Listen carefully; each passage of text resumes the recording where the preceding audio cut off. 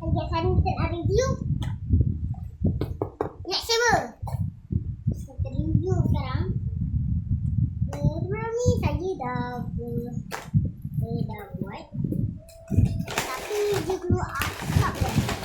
Saya tak nak buat lagi asap tu. Dan cantiknya ni tak pakai tu. Okey, so kita tekan yang ni. Orang cakap dia ada api kalau tekan ni. Mana? Ada pun api. Ada api ke?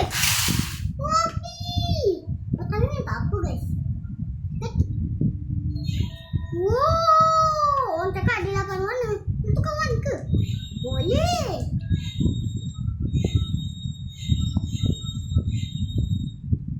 Oh, ada ni warna-warni juga.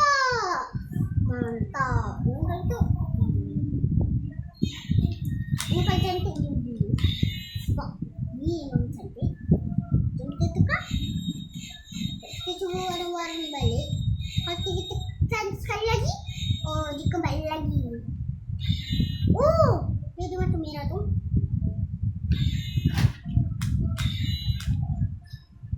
Ini boleh dia masukkan. Kalau bunyi lah. Sini kot.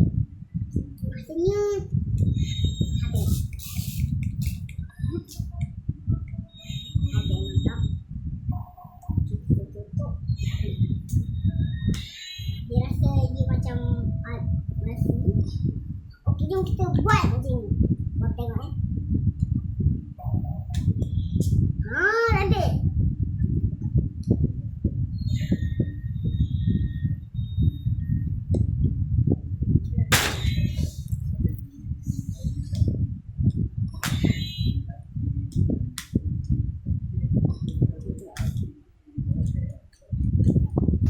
Itu saja.